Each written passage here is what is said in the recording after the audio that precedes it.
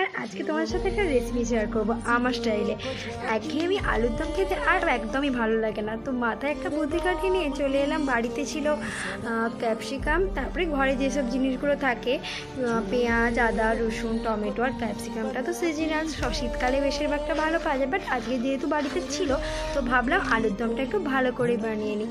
তো চলো, এখানে আমি ক্যাপসিকাম কেটে নিয়েছি চিলি চিকেনের মতো করে, পেঁয়াজটাও কিন্তু চিলি চিকেনের মতো যেমন বড় বড় করে কাটে ঠিক সেইভাবে নিয়ে নিয়েছি। তার সাথে নিয়ে নিয়েছি কিন্তু আমি টমেটো কুচি, রসুন কুচি আর একটু কিন্তু আদা কুচি, সবগুলোই কিন্তু একদম কুচিয়ে নিয়ে নিয়েছি। আর তার সাথে কিন্তু আমি সাঁড়াশি দিয়ে একটু এগুলো চিপে নিচ্ছি। তারপরে আমি এদিকে প্রেশার কুক করে নিয়েছি আলুটাকে এবং একটা সিটি দিয়ে নামিয়ে দিয়েছি। রীতিমতো আমি কড়াই সর্ষের তেল দিয়ে দিয়েছি, আর পুরো রান্নাটাই কিন্তু আমি সর্ষের তেলে করব। আর তারপরে কিন্তু আমি একটু শুকনো লঙ্কা ফোড়ন দিয়ে দিয়েছি। তারপর আমি এখানে আদা রসুন দিয়ে এটা কুচি কুচি করে রেখেছিলাম সেটাও দিয়ে দিলাম, আর চিলি চিকেনের মতো করে কাটা যে পেঁয়াজগুলো কিউব আকারে সেটাও কিন্তু দিতে একদমও ভুলিনি। তো তারপরে দিয়ে দিলাম ক্যাপসিকাম আর টমেটোটা এবং এগুলোকে ভালো করে নাড়াচাড়া করে এর মধ্যে কিন্তু আমি পরিমাণ মতো লবণ দিয়ে দিলাম। আমি কিন্তু আলুটা সেদ্ধ করার সময় লবণ দিয়েইছিলাম, তবু আমি এইগুলো একটু ভাজাটা যাতে ভালো হয় তাহলে 1.5 টেবিল চামচের মতো কিন্তু আমি লবণ দিয়ে দিলাম। তারপরে দেখো আলুটা এইভাবে সেদ্ধ করেছি যাতে একটু টোপ বসানো যায়। চলো, এরপরে কিন্তু মেন যে জিনিসগুলো মশলাগুলো দিতে হবে।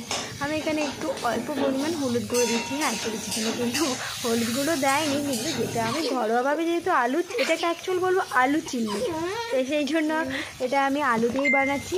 তার একদম পরিমাণ মতো হলুদ গুঁড়ো দিয়ে দিচ্ছি, তোমরা যতটা করবে সেই পরিমাণ মতো কিন্তু অবশ্যই দিও। এবং রেড চিলি পাউডার দিয়ে দিচ্ছি, একটু কাশ্মীরি লঙ্কা গুঁড়ো, একটু ঝাল লঙ্কার গুঁড়ো, তার অল্প পরিমাণ কিন্তু আমি এখানে একটু সুগার অ্যাড করেছি। তোমরা চাইলে এটা স্কিপ করে যেতেও পারো। আর অল্প পরিমাণে আমি একটু জিরে গুঁড়ো দিয়ে দিয়েছি। আর চিলি চিকেন করতে গেলে অনেক রকম তো সসের দরকার হয়, কিন্তু আমার বাড়িতে ছিল সোয়া সস আর টমেটো সসটা।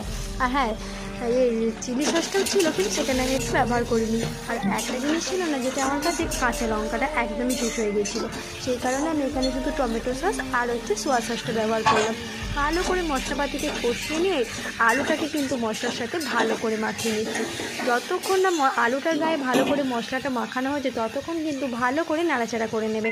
আর যদি গ্যাসটাকে কমিয়ে কিছুক্ষণ গায়ে ঢাকা দিয়ে রাখবে এবং ঢাকাটা খুলে 2-3 মিনিট পর ঢাকাটা খুলে ভালো করে নেড়ে চেড়ে 1 বাটির মতো জল দিয়ে দেবে। তারপরে কিন্তু ঢাকা দিয়ে দেবে। তারপরে কিন্তু একদম আমাদের রেডি হয়ে যাবে এই আলু চিংড়ি। তো বন্ধুরা, তোমরা যেখান থেকে আমার যে ভিডিওটা দেখছো অবশ্যই চ্যানেলটাকে সাবস্ক্রাইব করে পাশে দেখো এরকম নতুন নতুন ভিডিও দেখতে। এই দেখো আলুর দমটা কিন্তু আমার পুরোপুরি রেডি হয়ে গেছে। লাস্টে কিন্তু আমি জিরে আর ভাজা লঙ্কা গুঁড়ো ছড়িয়ে দিচ্ছি। তো বন্ধুরা চলো, এবার আমার সার্ভ করার পালা।